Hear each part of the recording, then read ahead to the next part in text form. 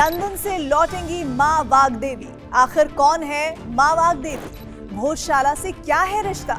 और 140 साल से ब्रिटिश म्यूजियम में क्या कर रही है ये प्रतिमा? कल्पना कीजिए कि भारत की एक ऐसी मूर्ति जिसे करोड़ों लोग ज्ञान की देवी मानते हैं, लेकिन वो पिछले करीब 140 साल से भारत में नहीं बल्कि लंदन के एक संग्रहालय में रखी है। अब सवाल उठ रहा है कि क्या वो प्रतिमा आखिरकार भारत लौटने वाली है? अगर लौटेगी तो क्या उसे उसके असली स्थान पर रखा जाएगा? और सबसे बड़ा सवाल, आखिर ऐसी कौन सी प्रतिमा है जिसे लेकर लोग कह रहे हैं कि इसकी वापसी कोहिनूर से भी ज्यादा महत्वपूर्ण है? आज की कहानी सिर्फ एक मूर्ति की नहीं बल्कि इतिहास, आस्था, कानून, पुरातत्व और कूटनीति की है। आज हम उस प्रतिमा की बात कर रहे हैं जिसका नाम इन दिनों लगातार सुर्खियों में है, मां वाग्देवी यानी मां सरस्वती की प्राचीन प्रतिमा। केंद्रीय संस्कृति मंत्रालय ने पुष्टि की है कि इस प्रतिमा को लंदन से भारत वापस लाने के लिए राजनयिक स्तर पर लगातार प्रयास किए जा रहे हैं। लेकिन सवाल है, आखिर वाग्देवी कौन है? भोजशाला से इनका क्या संबंध है? और ये प्रतिमा लंदन पहुंची कैसे? चलिए पूरी कहानी समझ लेते हैं। सबसे पहले कौन है मां वाग्देवी ये समझिए। वाग्देवी कोई अलग देवी नहीं है। वाक यानी वाणी और देवी यानी शक्ति, यानी वाग्देवी वही हैं जिन्हें हम मां सरस्वती के रूप में जानते हैं। हिंदू धर्म में मां सरस्वती को ज्ञान, शिक्षा, संगीत, कला, साहित्य और बुद्धि की देवी माना जाता है। हाथ में वीणा, एक हाथ में पुस्तक, दूसरे में माला और वाहन हंस। यही स्वरूप भारतीय ज्ञान परंपरा का प्रतीक माना जाता है। अब समझिए भोजशाला क्या है।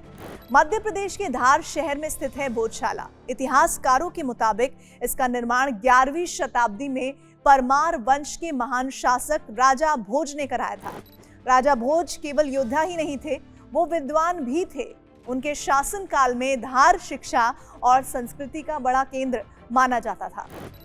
कहा जाता है कि भोजशाला सिर्फ मंदिर नहीं था, यह संस्कृत दर्शन, साहित्य, व्याकरण और भारतीय ज्ञान परंपरा का विश्वविद्यालय जैसी संस्था थी और इसी परिसर में मां वाग्देवी की प्रतिष्ठा थी। अब ये समझिए कि फिर विवाद कैसे शुरू हो गया इसको लेकर। यहीं से कहानी बदलनी चालू होती है। समय के साथ इस परिसर पर अलग अलग शासकों का नियंत्रण आया। मुस्लिम पक्ष इसे कमाल मौला मस्जिद और वक्फ संपत्ति बताता है, वहीं हिंदू पक्ष का दावा है कि ये मूल रूप से मां सरस्वती का मंदिर है। यही विवाद दशकों से अदालतों में चल रहा है।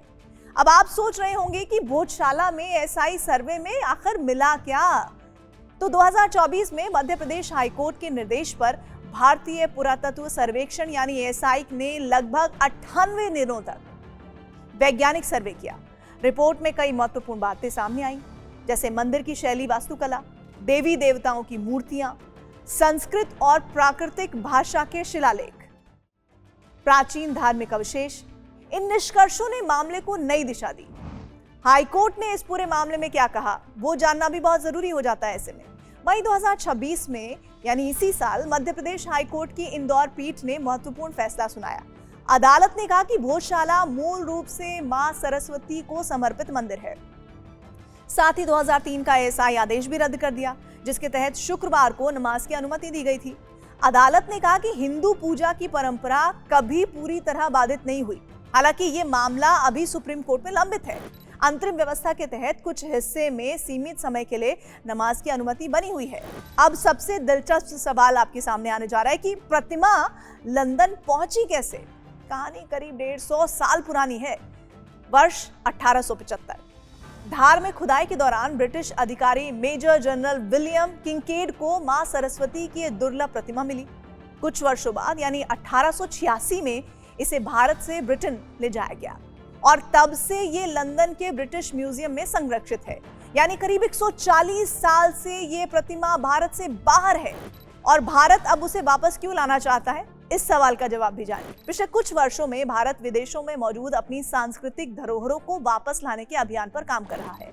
कई प्राचीन मूर्तियां और पुरावशेष पहले भी वापस आ चुके हैं। अब मां वाग्देवी की प्रतिमा भी उसी अभियान का हिस्सा है। केंद्रीय संस्कृति सचिव विवेक अग्रवाल ने कहा कि प्रतिमा की पहचान को लेकर कोई विवाद नहीं है। ब्रिटेन में भी ये स्वीकार किया गया कि ये प्रतिमा धार से लाई गई है। अब पूरा मामला भारत और ब्रिटेन के बीच राजनयिक प्रक्रिया पर निर्भर करता है। उनका कहना है कि भारत की ओर से प्रयासों में कोई कमी नहीं छोड़ी जा रही। साथ ही क्या कानूनी प्रक्रिया पूरी हो चुकी है, इस बारे में क्या इंफॉर्मेशन है? इस बारे में ये पता चला है कि सरकारी अधिकारियों के मुताबिक आवश्यक प्रोसेस पर काफी काम हो चुका है। अब केंद्र सरकार, भारतीय राजनयिक मिशनों और ब्रिटिश म्यूजियम के बीच औपचारिक प्रक्रिया आगे बढ़ रही है। यानी मामला सिर्फ भावनाओं का नहीं, अंतर्राष्ट्रीय कानून, संग्रहालय नियम और दोनों देशों के सहयोग का भी है। लेकिन सबसे बड़ा सवाल, प्रतिमा भारत आएगी तो रखी कहां जाएगी? यही वो सवाल है जिस पर सबसे ज्यादा चर्चाएं हो रही हैं भारत में।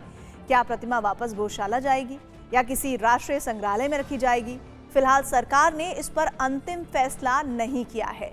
संभावना यह है कि भारत आने के बाद प्रतिमा को पहले एएसआई और संस्कृति मंत्रालय की निगरानी में सुरक्षित रखा जाएगा। इसके बाद सुप्रीम कोर्ट में लंबित मामले, सुरक्षा व्यवस्था और प्रशासनिक परिस्थितियों को देखते हुए निर्णय लिया जाएगा। अगर परिस्थितियां अनुकूल रहीं तो प्रतिमा को उसके मूल स्थान यानी धार की भोजशाला में स्थापित किया जा सकता है और इसके अलावा अंतिम निर्णय तक इसे किसी उच्च सुरक्षा वाले संग्रहालय में भी रखा जा सकता है।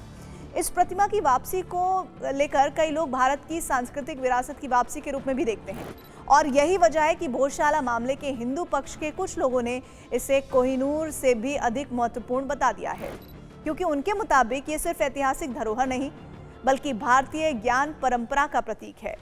और आखिर में अब पूरी कहानी 3 मोर्चों पर टिक जाती है। पहला मोर्चा, भारत और ब्रिटेन के बीच राजनयिक बातचीत। दूसरा, सुप्रीम कोर्ट में लंबित भोजशाला विवाद। और तीसरा है भारत लौटने के बाद इस ऐतिहासिक प्रतिमा का स्थायी ठिकाना।